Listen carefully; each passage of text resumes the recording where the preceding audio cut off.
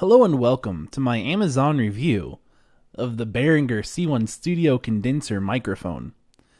This is just running through a Fast Track Mach 2 M audio interface with just a pretty cheap cable, and it's hooked up to a well, it's not hooked up. I'm holding it, but it's got like I got a little pop filter in front of it. I'm in a terrible room, so you're gonna be able to hear all the room noise. I just moved into a new apartment. I'm pretty much getting ready to retire this microphone. I've had it for about a year and a half, and I'm switching up to a more expensive microphone that works a bit better. But I figured, I went to just look at the Amazon reviews, and I couldn't find any kind of just sound clips, which is important in my opinion for this type of microphone. So again, I'm running it through a very cheap interface. I paid about $50 for this. It's probably discontinued by now. They don't have any proper Windows 8.1 support. At least I don't think so. But I paid $50 for it, so it doesn't sound like it's not gonna sound like $150 or $200, $300 interface.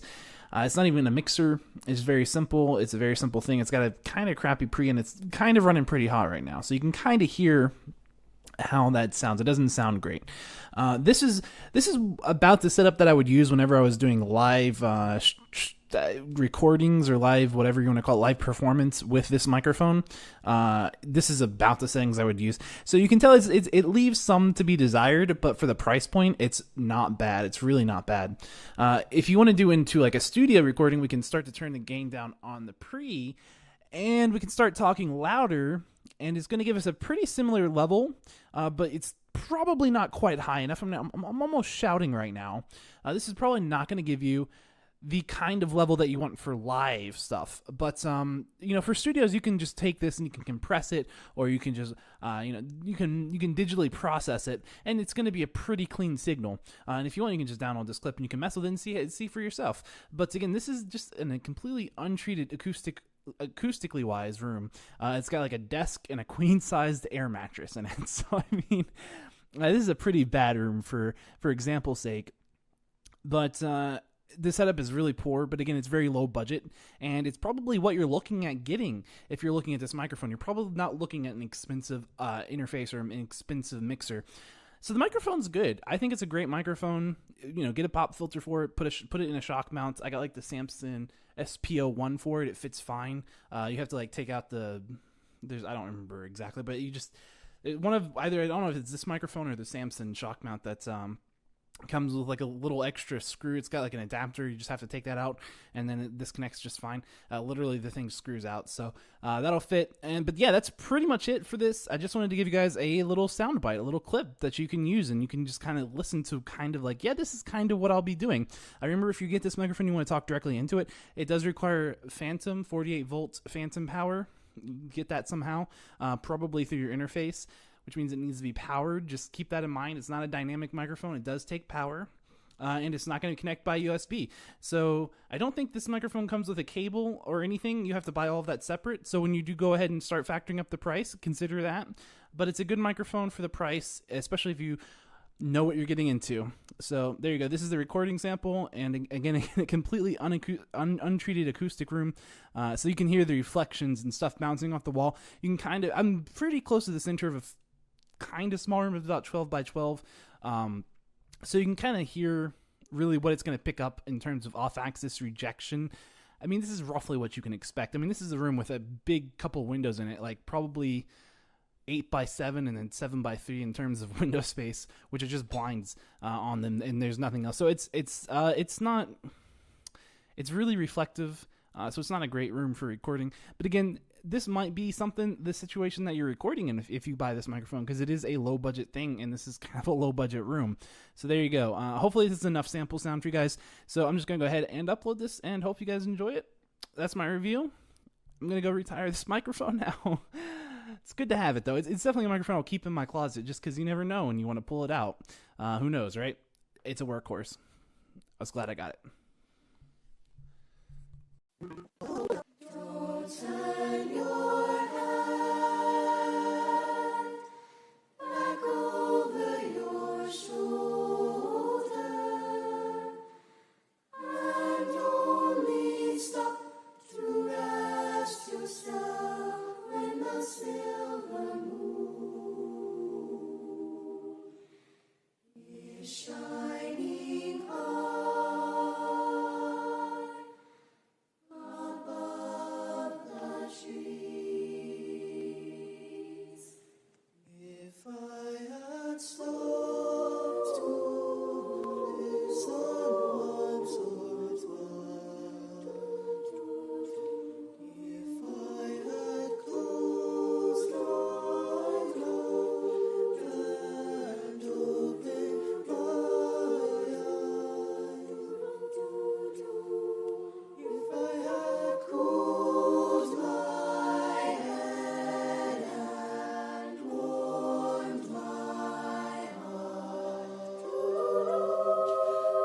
I'd not be on this road tonight. Carry on, carry on. Sorry for yourself. It doesn't save you from your troubled mind. Walk down that lonesome road all by yourself. Don't turn your head back over your shoulder, and only stop to rest yourself when the silver moon is shining high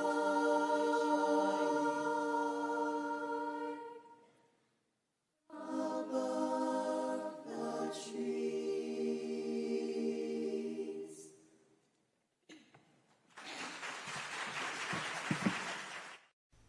Hello everybody. Well, this is just a little review, if you like.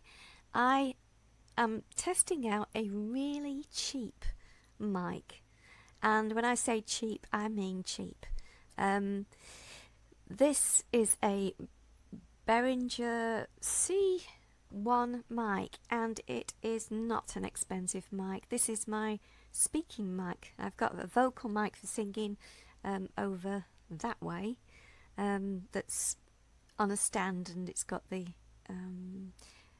sound acoustic deadening shield behind it. But for just a speaking mic, separate, so I don't have to keep pulling the other one apart and setting it up on my desk in front of me, I've just got this very cheap Behringer C-2, and I think it's pretty awesome. I've already done a little test with it before. It sounds good on speaking, and you know what, it doesn't sound bad on vocals either. So let's just think of a song for a minute. Oh, and when you do, your mind goes blank. Let's see.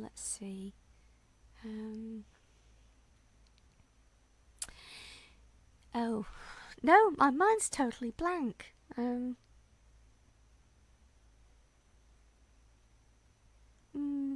Still mush. Just the mention of your name causes me to fall before you. Tears flow as I adore you. So on vocals, actually singing, it really isn't a bad mic either. So this is a thumbs up for the Behringer C-2. You can find it on Amazon if you're in need of a mic for your desktop or laptop. And yeah, I think it's pretty good myself. Okay,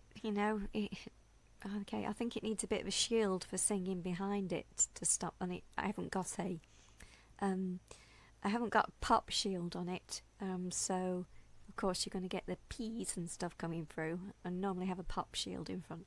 But yeah, I mean, just to test it out a little bit. If you're looking for a very cheap mic coming in at the very bottom end of the market, I recommend this. I think it's pretty good.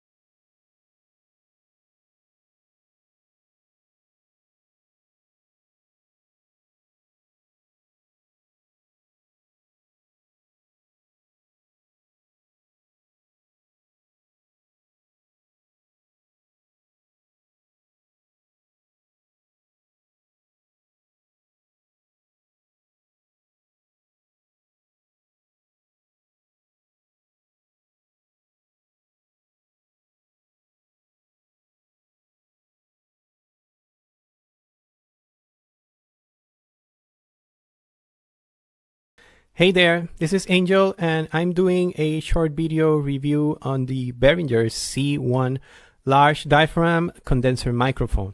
So this is a budget condenser microphone, and overall I liked it considering the price.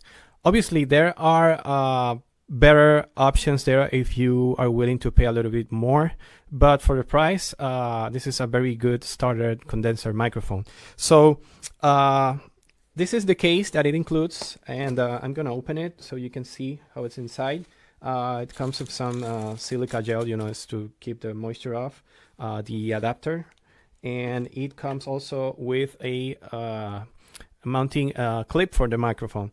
Now, one thing I do recommend, actually a couple of things that I would recommend with these microphones. First of all, it's recommended to use a shock mount like this one, which prevents the low-end rumble and maybe vibrations to getting into the sound when you are recording. And also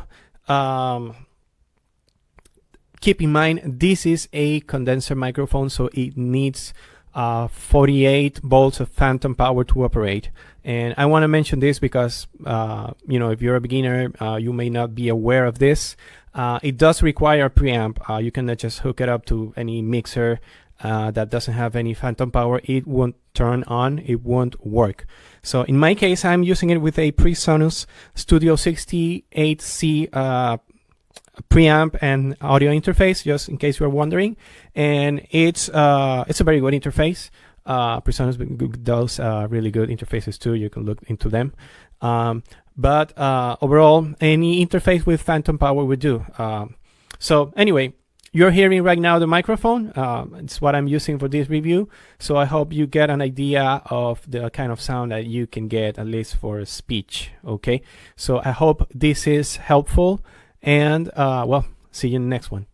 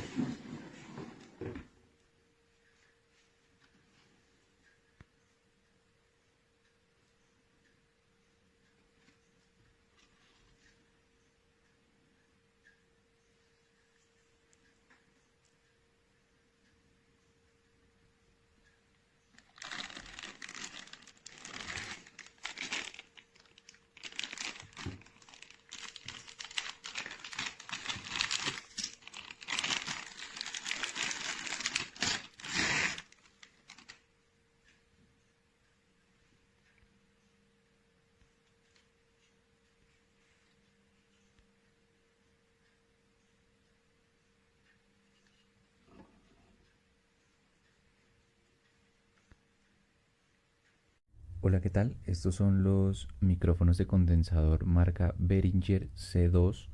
Estoy hablando directamente al frente de los micrófonos y este es el sonido que se puede apreciar. La verdad es muy nítido. Ahí está en la versión normal. Así se escucha los dos configurados en el medio, lo cual baja unas frecuencias, y ahí están configurados para que funcionen menos 10 decibeles. Estoy hablando desde la misma distancia y esta es la atenuación que tenemos. Sirven para instrumentos, para grabación de podcast y para lo que se quieran usar. Muy buenos micrófonos, muy recomendados, la verdad.